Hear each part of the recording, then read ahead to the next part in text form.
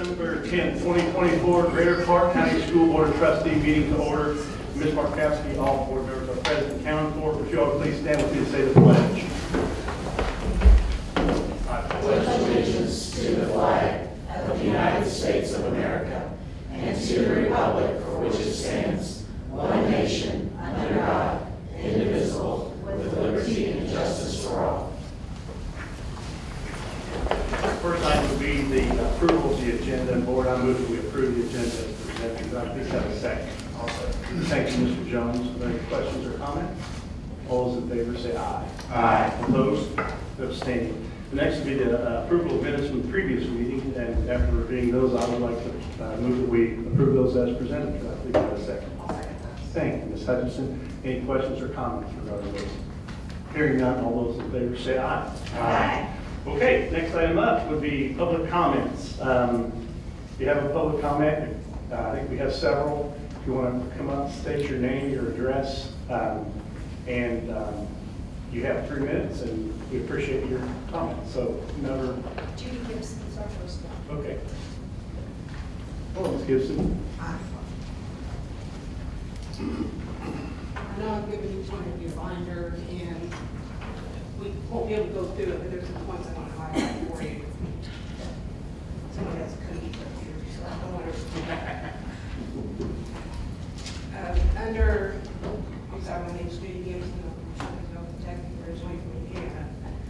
If you'll look under D, it's an email from Mayor Hodges explaining that she's trying to have the resource officer for Charleston High School and Pleasant Ridge Elementary School removed and replaced with the city police officer. She already has them trained and ready to step in. She's been working with the superintendent to try to get this done for about the last 2 years. This is her direct email. We're trying to have all the schools in Charlestown city limits with city police officers, resource officers that's already trained. If you look at under section D for 5630-01, it's a Greater Clark County school-wide policy and laws. We're wondering why 5630-01 was not taken into effect for a 15-year-old nonviolent student that had a 4.6 grade point average, and he was put in shackles and handcuffs, taken out of school, arrested and taken out of school without his parents' knowledge. And 3 days later, he took his life, not understanding what all his rights were. What we're trying to figure out is why this Indiana law wasn't followed. The very first thing that says the policy and student boards are to be treated with dignity and respect for the students. How could a 15-year-old in shackles have any knowledge of being treated with dignity and respect? If you go to number 8, it tells about 513-1-14, Indiana Prevention and Conflict. It goes through de-escalation should be the first thing you do. You don't put a child in handcuffs and shackles, a non-violent student with a 4.6 grade point average, in handcuffs and shackles. He was not doing anything to anyone. He didn't deserve to be put in shackles and handcuffs and marched out of school for a non-violent situation. The first thing they are to do is to bring prevention and de-escalation into the matter. Where was the student counselors at? Where were they involved in helping Jace? They knew him. They knew the rights, and they knew these policies. Why are Indiana laws not being followed in our schools? I've got county, I've got state, and I've got federal. I have contacted a lot of agencies that have contacted me back in Washington, D.C. They're ready to meet to go over this matter, to find out why we're not following the laws. Why these laws were not implemented that day for a 15-year-old student. One more thing. I know there's a lot. There's a K that has written by the U.S. Department of Education that has 15 principles. It is an older procedure, but that procedure is written, still used by the U.S. Department of Education out of Washington, D.C. in all of its correspondence. And the very first thing it says is every effort shall be made to prevent the need for the use of restraint and seclusion. The last thing the schools are to do, the resources are to do, is to use restraint and seclusion with children, let alone put them in shackles and handcuffs for a child that had a 4.6 GPA, non-violent, who'd never been in trouble a day in his life. The very last thing I wanted to go over with you was the Galt Center out of Washington, D.C. They have an article called Unshackle Our Children, and I have talked to them, and they are contacting me. Also, the Indiana NPR has written 2 articles about how Indiana is not protecting our children. That is under N. The state of Indiana is not protecting our students. Thank you, Ms. Gibson. I have just one last thing. We certainly appreciate it. I have articles in here on who I've contacted, who I've talked to. That day, our yard was full of county police officers. Every single one of them told me that that would have never happened if they had been called. The county police officers have more respect for a 15-year-old, and I have all their names. They all contacted me and said that would have never happened if they had been called to the school, that they would have contacted their parents. One of the last sections in here is where I have, it's under Q, where I have contacted, each of these books will be going to our senators, representatives, governors, Senate, all the people that I have talked to in Washington, D.C., Indianapolis, and I am also working on meeting Senator Chris Murphy, who has written up and put into play in a new code for protecting our students. I'm going to meet with him about adding to put in for restraints and seclusion to protect our children. It is before the Senate now, so we're working on a time to whether we have to fly to Washington, D.C., we'll fly to Washington, D.C. I've lived there, I know all about it, so we're going to try to get that added to our laws. All right. Thank you so much. We appreciate that. Thank you. Protection of your children. We appreciate your comments. I believe we have another comment. On the next one? Yes, ma'am. No, I'm sorry. I didn't think so. Gibson. Oh, no, I'm sorry. That's okay.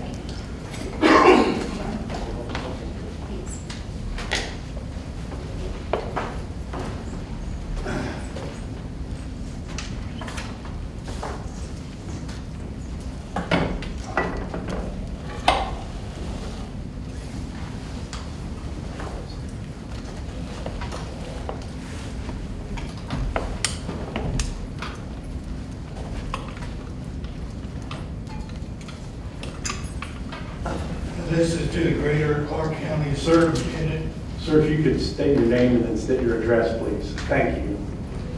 My name is William Gibson. I live in Kentucky. My grandson went to school in this area. And my address is 152 C.E. Smith Road, Shepherdsville, Kentucky, 40165. And continue. To the Greater Clark County Superintendent, the school board, members, and any other interested party. My name is William Gibson. My title was Papaw at J. Assembly. I was to take my allotted time to introduce you to a person who could bring sunshine every day and just a smile. This young man was Jace Hayden Emily, a former student of Charlestown High School. Someone that you may never have an opportunity to get to know. This is only a small sample of the information about the type of person Jace Hayden Emily was. Our hearts ache that this ray of sunlight is no longer to shine on us.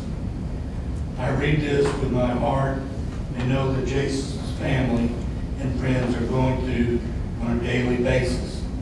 Meeting this sweet young man.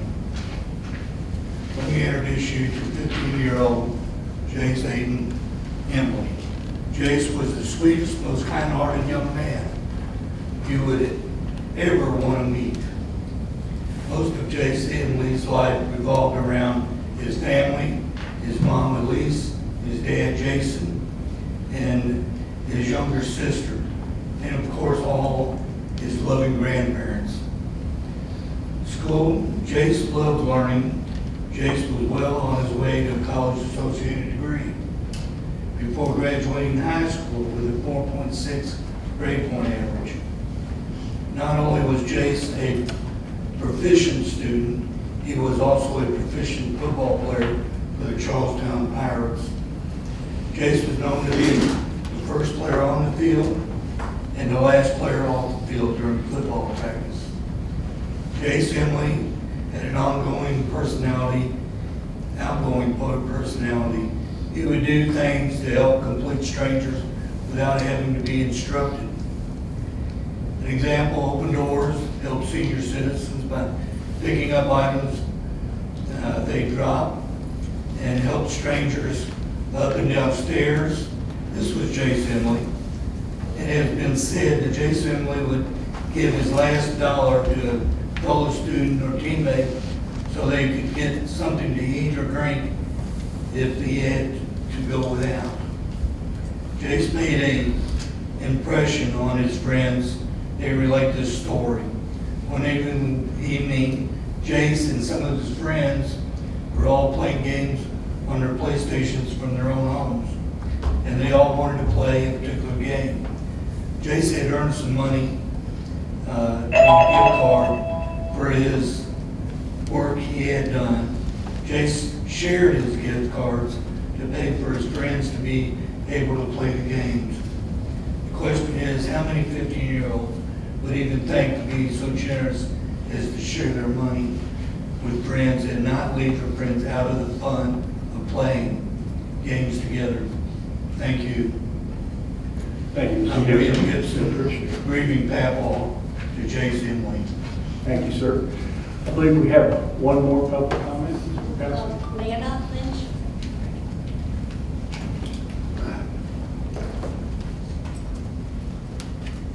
My name is Lena Lynch, and I live at 7841 Linwood Circle in Danbury Oaks.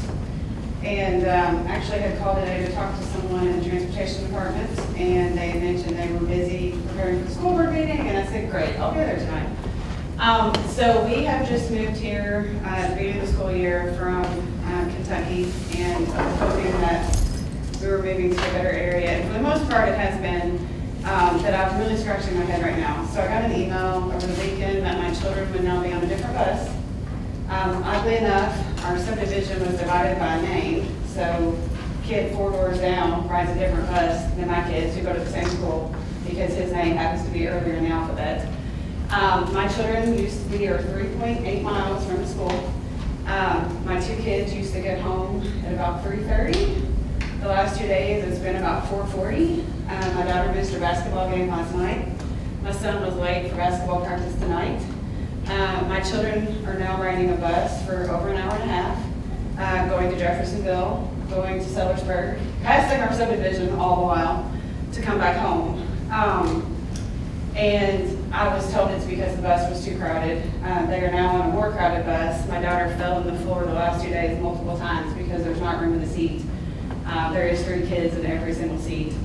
And it does not make sense that a bus from the middle school is going to my subdivision with kids from A to M or whatever. And then my kids are being driven around Clark County to get home way late, missing their after-school activities. If I want to have my kids bus around the county, I'll move to Jefferson County. And I don't want to live in Jefferson County. But that is what is happening to them now. And when I called and asked for information, they're like, well, they should start getting home by 4 something, which is still unacceptable because we live 3.8 miles from the school.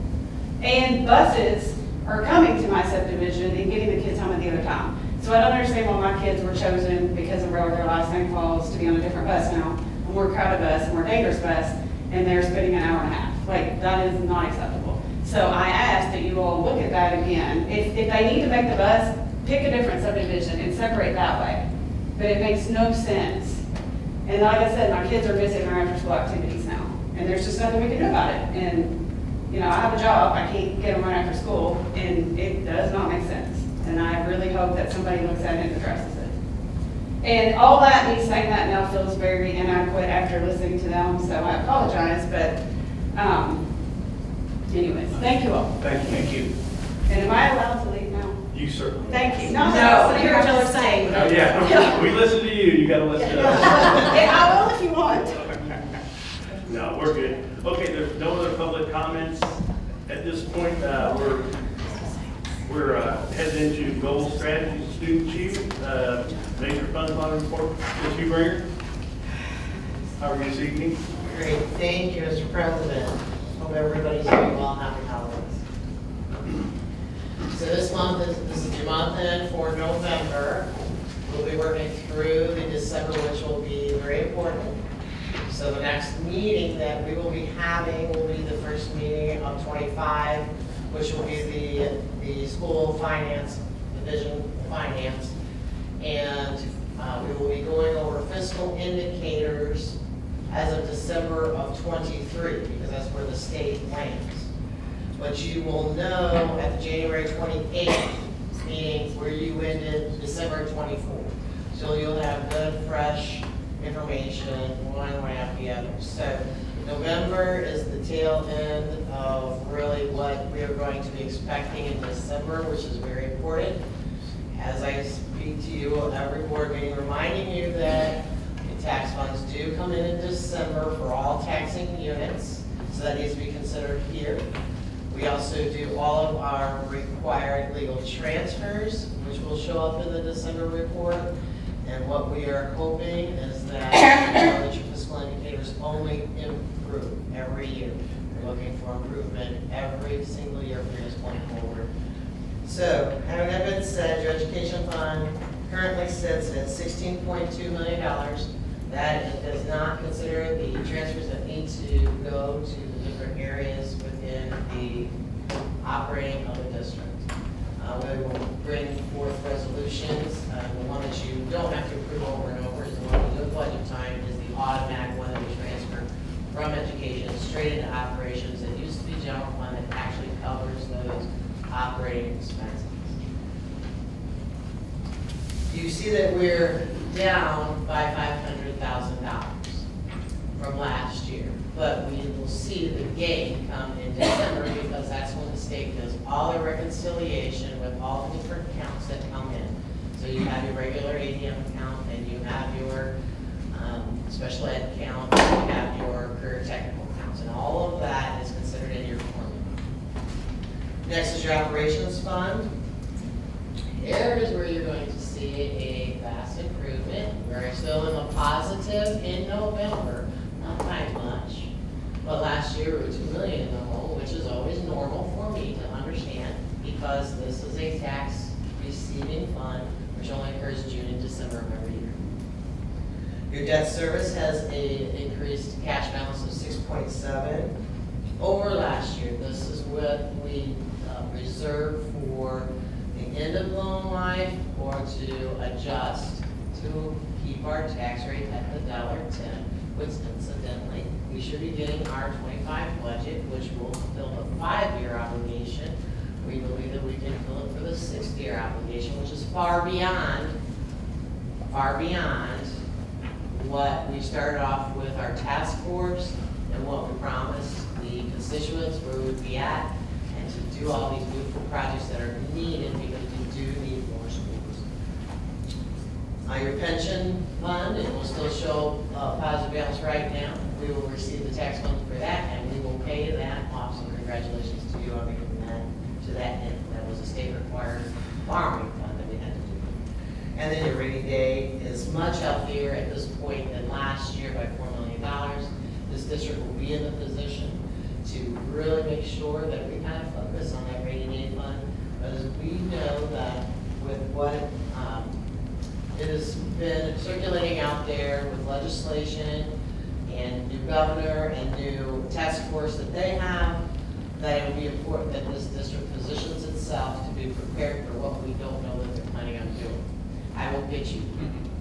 So that way you'll have a very comfortable level on shifting and adjusting within the legislation that come through that might be adverse to public education.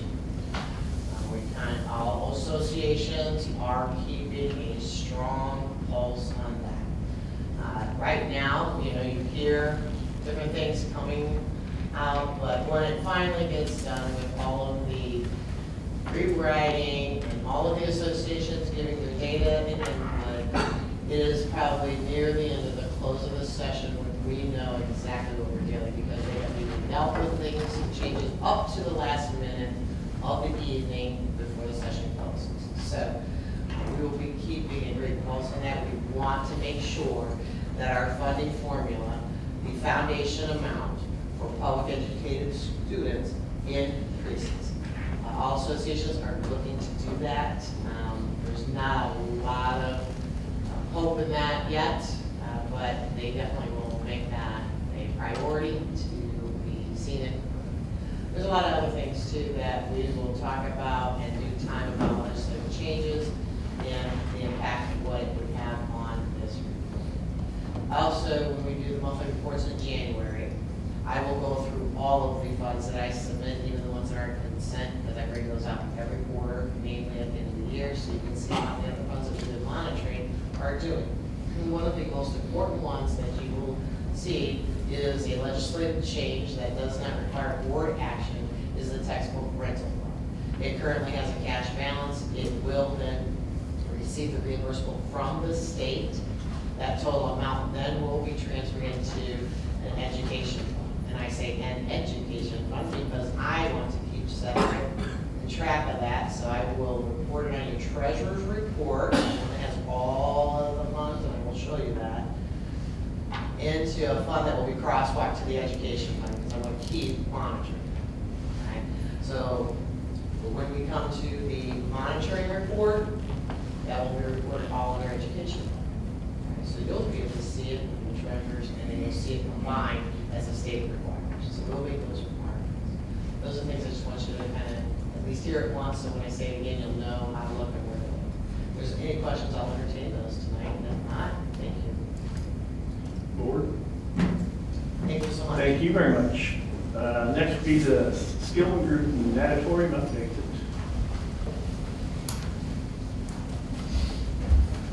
Good evening. Good to see everyone. Hope your holidays are getting ready to come up. And a great Thanksgiving. Thank you. Excuse me, I'm just coming down from a little congestion, but so construction update on the natatorium. Obviously, there's been some visual impacts lately, but I just kind of want to start from the beginning real quick. So groundbreaking, we dropped some dirt on the tennis courts, and then got to work a few months later. Had quite a bit of rain early on, right, when we dug our trenches and our concrete footings and whatnot, but may have even snagged a water line in there too that we had to repair. So a couple little bumps in the road, but right now we've had some clear weather and whatnot. A couple of main points I want to show here. This is the start of one of your pump pits, so that'll become a little bit more evident as you see the forms coming up here and the tubes coming through. One of the major components, right, to keeping the health of the water up to date, keeping all the sanitary things up. So good scale of reference there for one of those pits. Obviously, look at the workers on the screen and kind of the size of something that we're constructing here. As I scroll down, this is the panels that you're going to see soon this week on the outside of the building. We've been working with Nate and staff to coordinate the dates that those are going to go up. That's very important because of the fall zone, right? So the fall zone of the panels that affect the existing schools, what they call it. So we'll have curriculum adjusted around those dates when those panels are actually going out here this week. And that way those can get stood up and braced in before we let students back into the adjacent gymnasium. Wouldn't believe it, there's a lot of things that go inside of these panels that you really can't see here.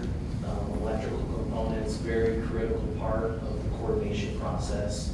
So you're not seeing mounted conduits and things on the walls on the inside of the pool itself.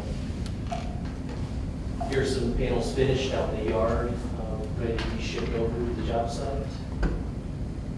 And then today, what you see right now, if you were to drive past, are the structural components for the bleachers, so the columns and the cast risers and whatnot. That's kind of the step one, and then you build the box, if you will, around those parts and pieces. I did want to jump just to the drone footage real quick. You'll have to forgive me for kind of driving from back here. But this will just give you a really good aerial view of what's going on. You cannot imagine the amount of weight on the back of this crane to lift the panels up off the trailers and whatnot. So once again, just kind of sensitive to job site, student activity, things that are happening on campus around us, trying to communicate that with everyone as we keep erecting some large components to the job. We can move this one. Let's take a peek here. And so we have this drone footage is shared with Laura, Nate, and everyone on a monthly basis. As we commit to the panels, we'll be down here weekly flying the job with the drone just to kind of capture all the data and whatnot. Here are those pits that we were referring to earlier, obviously the risers. This area right here will be the first exterior panel set. Once again, I believe that is Thursday is when it'll come out, Thursday and Friday to start setting those. And so that'll be kind of that first visual impact and lift that you guys will see as we're rolling through here. So just gonna take you for a quick spin. We capture everything as far as the tennis courts, the new soccer field, built-in contemporary road to allow everything to kind of come into the job site without affecting much of the other traffic that comes back through this portion. So we're kind of isolated. We like it. We like having the independent access, if you will, away from everything else. Yeah, things are going along fairly smoothly. We're still doing some water here. Do I hit backwards now? Just go back to that PDF. Yeah, perfect. Just lastly, I had some milestone dates at the end of this, just to kind of forecast out a few things. So exterior panels set, you should see hopefully the majority of those beginning in January to mid-January will be complete, right? Roof on, there's some structural components that need to go up first before Perfection Group comes in and starts to do their job. So we've got kind of a target date here. It's a little bit fluid depending on weather and whatnot. We're going to be spring, right? So we'll lose some days and those things. The big dig, I put that on there. So that's when we're anticipating to start the hole, right? The diving well, the swimming area and whatnot. That has a long duration. Not only is that the dig, that's also the pouring of the concrete and the things that are associated with it. That's a pretty big day when that happens because that is a full pour. The whole pool, the base, the bottom, I should say, of the pool and the walls will be poured in one pour simultaneously. So it'll be like, we'll start at 3 a.m. and we'll continue until it gets done. Type of thing. So it'll be a really, really big kind of middle of the road type of day. You don't know how many yards of concrete that is, do you? I don't know off the top of my head right now, but somebody that's already figured that out can tell you. But I'll get that answer for you. All right, I'd like to know. Because I'm crazy like that. Beyond that, maybe, 4 or 6 months later, is what the pool deck itself, right? So the surrounding areas, we'll let the concrete down, which is, kind of back to grade again. And then targeting a August, September 26th group opening. Sorry, trying to keep it short, but detailed. Questions? Said you guys have been they're doing a fantastic job out there. I mean, the weather, if you recall, there was a time where if you were in Charlestown and watched in that area, it did not rain, sunny that day. And Tim's calling, and people are calling us like, it's flooded down here. We're like, what? And it just right there on that, just on 10th Street, right in that area, it really did rain a ton. So they are really conscious of the schedule and really, trying to expedite that. Also in that picture, I hope you noticed the board, the other things that you have done. We moved the scoreboard, of course, we got to the football game, we moved that, so Perfection got that all handled. That was tons of metal and concrete. That was massive, that was a big, massive move.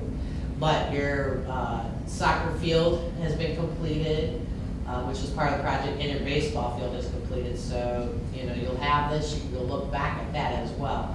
They take a look at the whole campus because to give you the site and the feel of what that pool is gonna look like. Right now, it looks like this, and there, because we've done all this other stuff, now it's gonna be very iconic in there when we get done. So, We will continue to capture it at some frequency throughout the project, no less than once a month. So you'll have that as a record, digital record, if you ever want to go back and look at it as we hand over all the moment manuals and stuff at the end.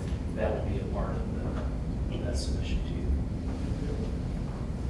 Thank you very much. Awesome, thank you, good to see everyone. You as well. The Hagerman New Parkwood update, looking forward to this. There's no big hole in the ground or anything special. It's just going to be an elementary school, which is pretty special in itself. Chris Bingaman with the Hagerman Group.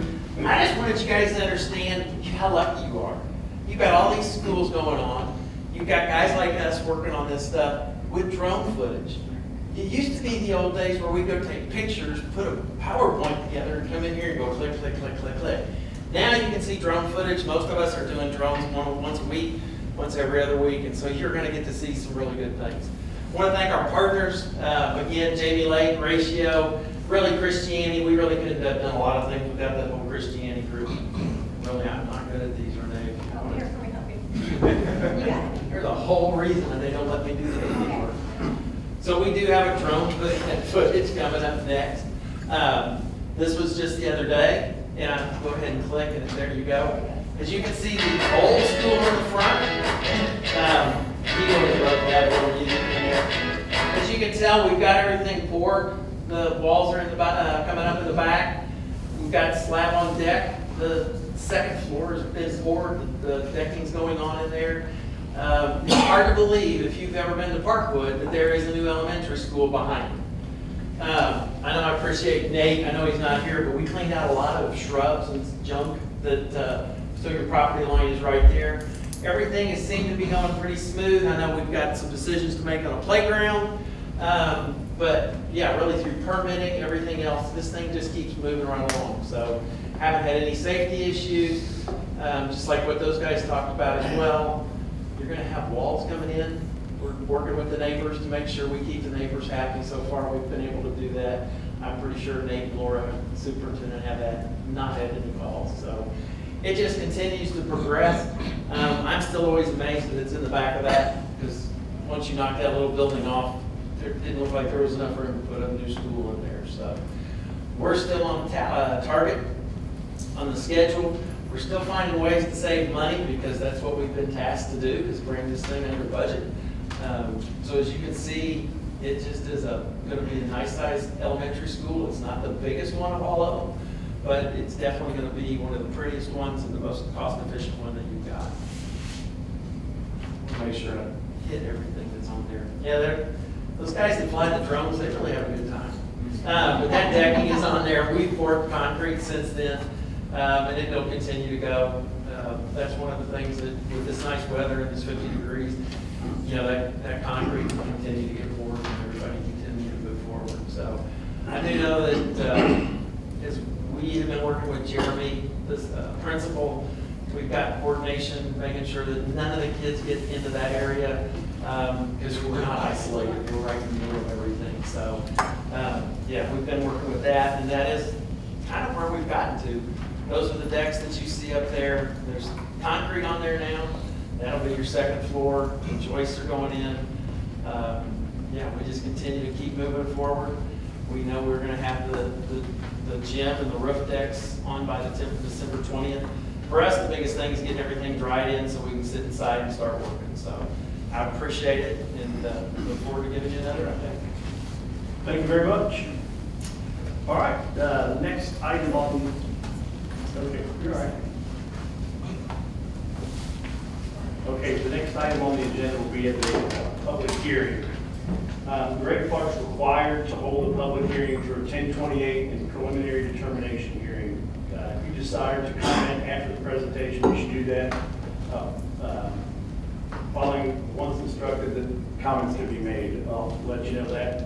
If you want to speak, just raise your hand. When you're recognized, come forward, state your name for the record, and provide whatever comments you have.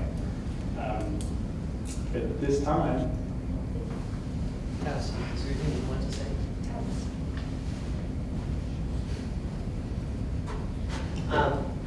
The president is Matt Schumacher from Stiefel, and our attorney Thomas Peterson. So if there's any questions, the board can entertain, and they are also here. We will take those questions if you'd like. Hearing none, Mr. President, I will make a recommendation that the hearing is now closed. thank you very much. Okay, we're moving right along. Do we have to vote on that? No. We're moving right along here to the consent agenda. I know we've all done our homework. Do I have a motion for the approval of the consent? I'm going to approve the consent agenda as submitted. Thank you, Ms. Hutchinson. Do I have a second? I'll second. Thank you, Mr. Paul. Thank you, Mr. Paul. Any questions or comments regarding anything in the consent agenda? Hearing none, all those in favor say aye. Aye. Opposed and abstaining. Okay. Erica Katrina, would you please do this to buildings? I would love to. Thank you. There's a name on here, I don't see, it's some kind of shady, Keith and Kimberly Freeman. I don't know if their money's good here. They did give $200 to the Dr. Martin Luther King Jr. celebration. That's always fantastic, and the stitches should be over there. Also, REMC gave Charleston High School for Pride. Lots of theater for Charlestown Middle School. And Charleston Middle School cheerleaders received $900 from the Charleston West Ridge Neighborhood Association, which is pretty amazing. Also, I want to point out the $1,500 from Southeast Christian Church for North Haven Elementary, blessings in a backpack. I move that we accept these gifts to buildings in the amount of $6,031.81. Thank you. Do we have a second? I will second that. Thank you, Ms. Perkins. Any questions or comments? This usually brings out. I thought it would be anonymous. No. Hey, if you spent $25 on cookies, what's it matter? All right. Hearing no questions or comments, all those in favor of accepting of the gift to buildings say aye. Aye. Opposed and abstaining. Next up would be the resolution for supplemental payments. Ms. Elton, how are you? Doing well, how are you? Very good, thanks. Good. The supplemental pay presented is to allow payments to the teachers for the activities listed. These payments have been discussed with Samantha Pierce, GCCS president. Okay, board, do I have a motion for the approval of supplemental payments as presented by Ms. Elton? I motion to approve. Thank you, Mr. Freeman. Do I have a second, please? Second. Thank you, Ms. Mustaney. Any questions or comments from Ms. Elton? Okay, all those in favor say aye. Aye. Opposed or abstaining? Appropriation of the teacher appreciation grant.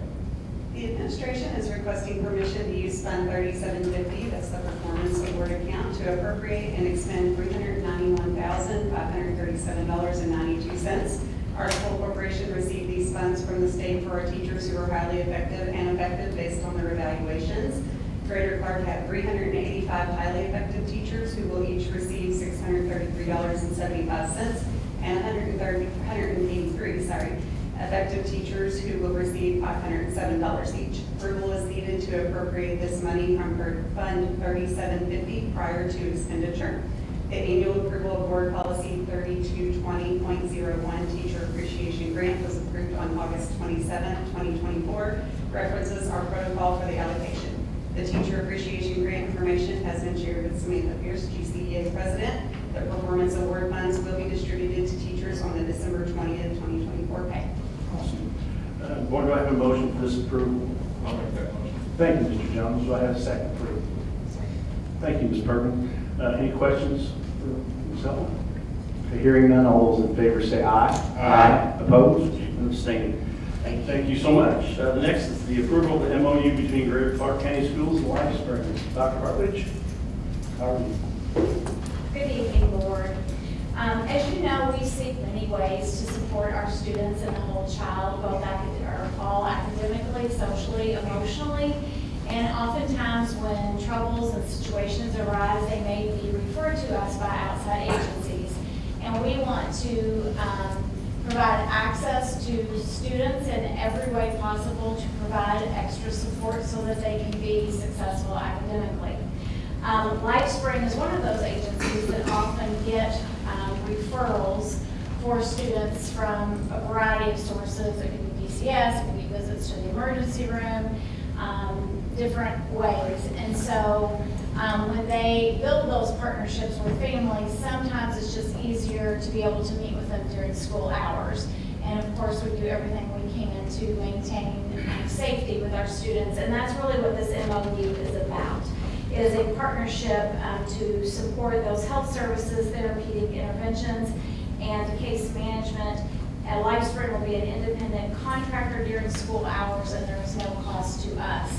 But we just wanted to outline all the things that we would secure a confidential space. We would make certain that all of their employees have cleared through background checks and all those details that are provided in the agreement.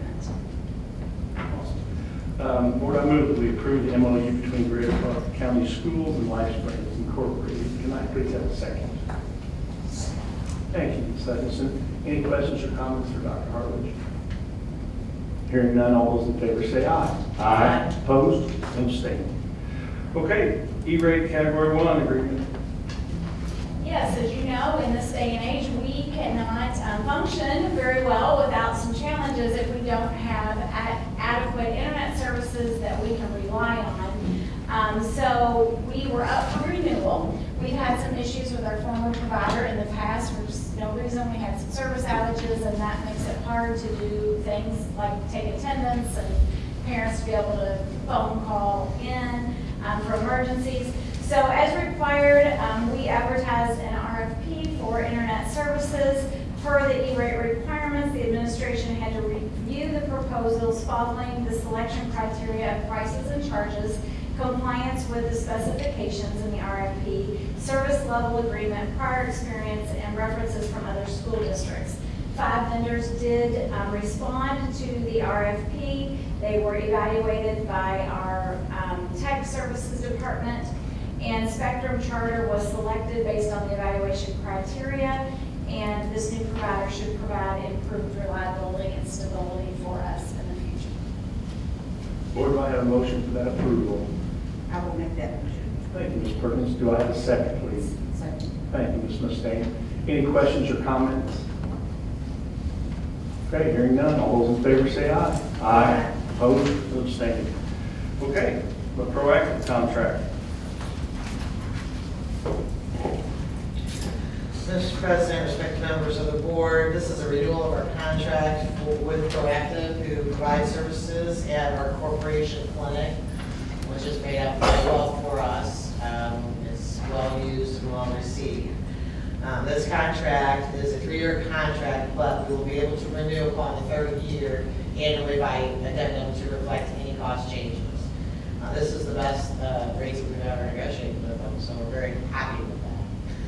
Year 1 costing $966,000, with year 2 costing $994,980, and year 3 finally at $1,024,824. This is supported by our self-insurance fund. We are handling our self-insurance fund, as you will see, very nicely to continue the service. So it is my recommendation that the board approve the contract renewal between Greater Clark and Proactive for clinic services. Board, do I have a motion for that approval? I'll make that motion. Thank you, Mr. Jones. Do I have a second? I'll second that. Thank you, Mr. Paul. Any questions or comments regarding this? Okay, hearing none, all those in favor say aye. Aye. Opposed and abstained. Okay, next, workman comp policy between Greater Clark. Thank you. As you know, we have switched providers for agent with Marsh Clinic. They were tasked right away, renewal for workers' comp, renews and a different time frame than the rest of our property, repairs and emissions, criminal, all of those general operating insurances. We are working with them tightly to get that schedule all together so we can present it all to the board. However, this one will be a provider. What's exciting about this is that we positioned ourselves that we were once self-insured with workers' comp. And because of the cost savings that we have done, this will alleviate and be more efficient, also pressure off our HR department.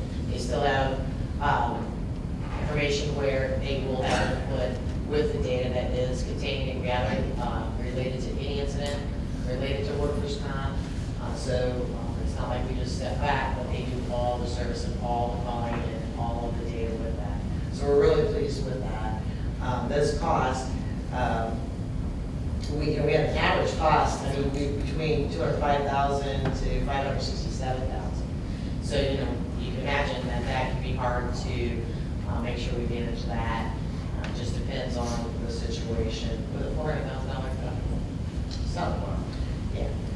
So anyhow, we are now going to have an annual premium rate that I can budget to at $256,556. This rate is good for the calendar 25 year and will renew in July 26. So that way it'll be on target with your annual renewals for your other insurance. So there will be some additional costs to if there are any outstanding claim that need to be converted over. They couldn't give us an exact price because we've had some that we knew we were going to be falling off by the time that we converted in. So we had only a couple at the time. So we were really confident that the cost will be minimal. We'll be able to handle that concern.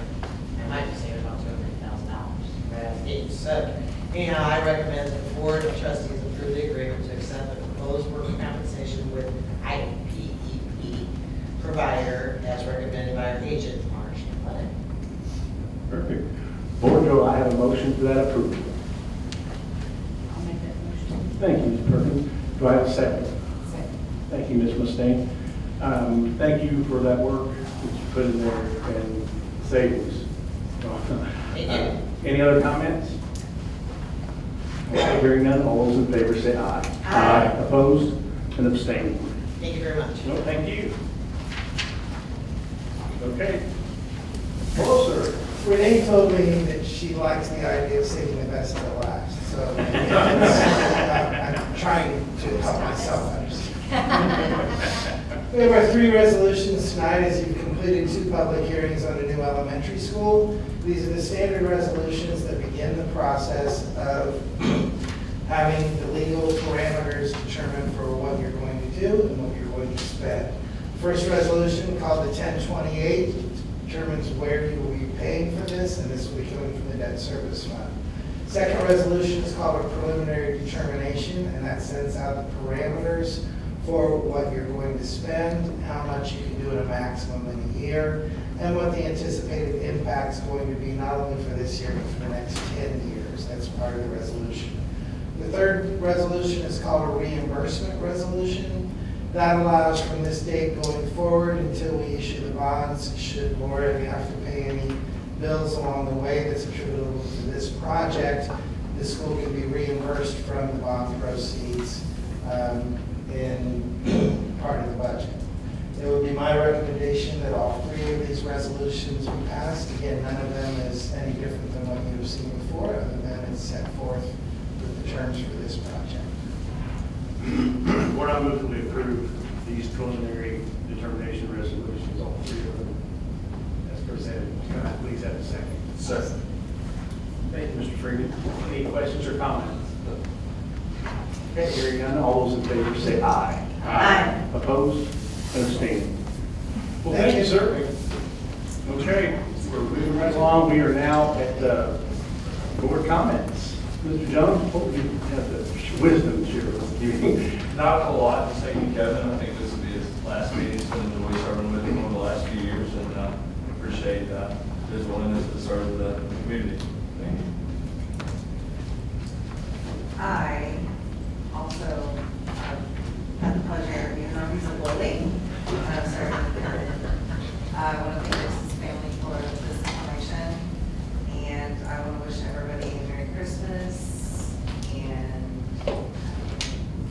Thank you so much. Do you want me to go last, or? We'll have to go back. Yeah, you go last. Stay. Once again, I look at the pledges I've given you the last couple of years, and Merry Christmas to everyone.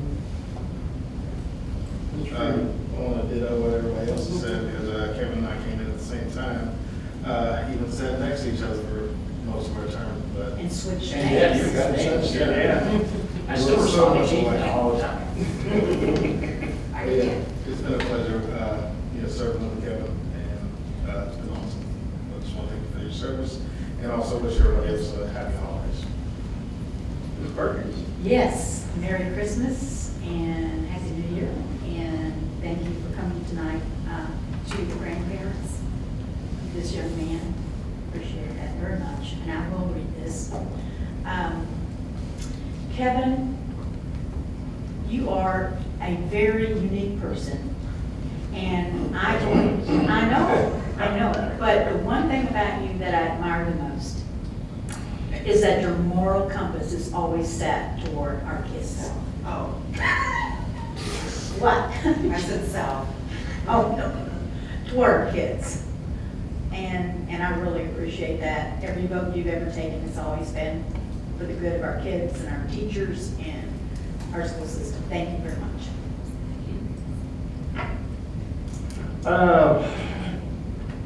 You've been worthless. I mean, what can I say that hadn't been talked about in great rooms, over kegs of beer, scribble on. Just so long as you don't pop. Yeah. Stool softener at the CVS. Yeah. All right. Yeah, you don't want to know. Merry Christmas to the teachers and everyone here. Well, we do have something for you, Kevin, if you want to come up here.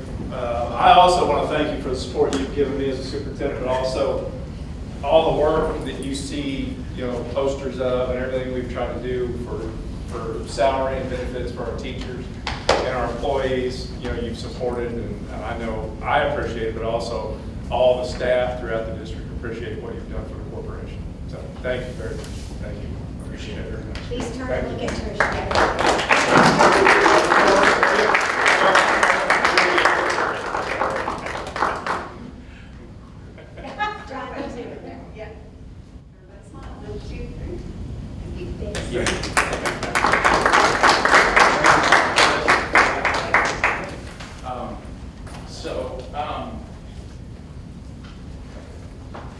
Just in signing off, a friend of mine and good mentor, we were talking about defining moments.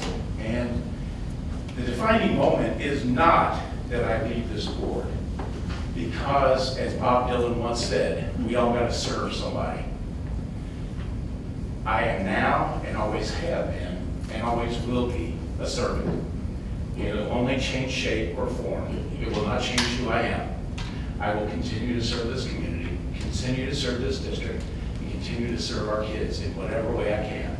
So I make myself available to this board, this body, this school district, to help in any way I can.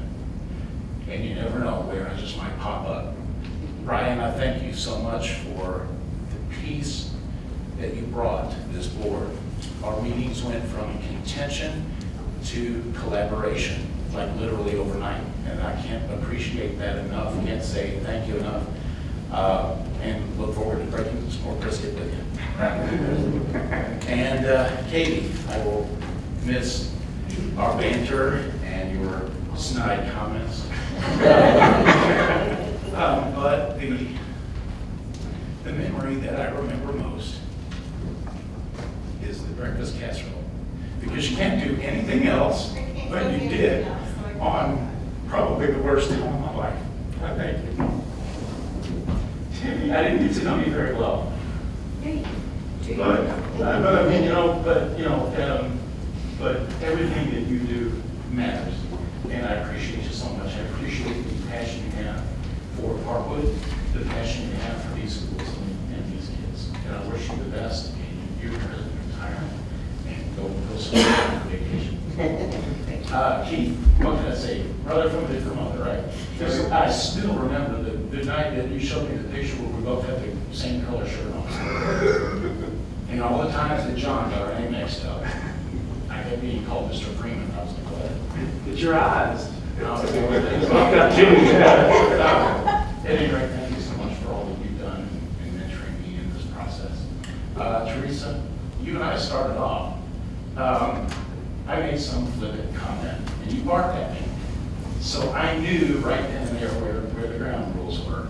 And I say this endearingly as well, is that you are that terrier for these kids. You will bark for these kids, you will bend over backwards to protect these kids and alert them to danger or whatever. And that is a valuable commodity. We appreciate you for that. Thank you. John, what can I say, man? Your sense of humor, your humility in doing this. I tell you what, I don't know how you do it, but my hat's off to you, man. There's no other way to say it. Can't thank you enough, man. And I have to say, I apologize that we were in CBS and he was on the other side of an aisle, and I saw this big giant man, and there was only one other head besides the officer in the back that could. But it was the other, and I think anybody hurt me. But But when Officer Mitchell would say, what would you do? Would you lock him up for throwing some So he's on the other side, and I want to teach him, and I've done what I would do to any good friend. I picked up a box of something, and I tossed it over the aisle, and it was stool softener. So I think I don't know, he looked distraught, but no. At any rate, man, I love you, and your passion for kids and people. Man, you are that. You are a true servant. And Mark, I have been saying this for a long time to my wife, who I've been saying to her that vision is more important than sight. This district and this community is so blessed to have a man of your vision and principle in charge. It has been an honor to be a part of executing that vision, and the greatest thing that I can think of, with all the buildings that we have going up, with all those things, the commitment to money in the classroom and the fact that we've been able to reward these teachers with the money they deserve has been one of those greatest accomplishments. And I can't thank you enough. And Renee, thank you for being the glue that holds this all together. And there's so many, I mean, without trying to keep this, so many other folks. And if I don't get to you, I'm sorry. Laura, Kim, Trish, guys, you guys are fabulous. So many friends. I will say this, that even if our paths do not cross again, I do know this, is that you are important to me and you matter. Thank you. Thank you.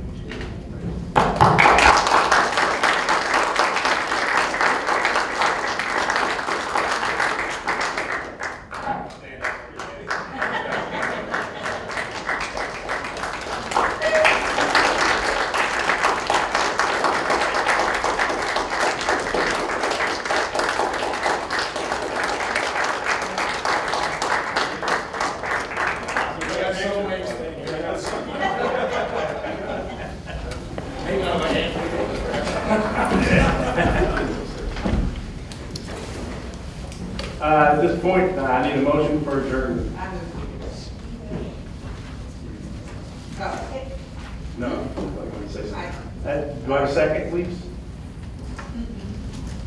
We're going to stay here all night. I second it. Any comments or questions? All those in favor say aye. Aye.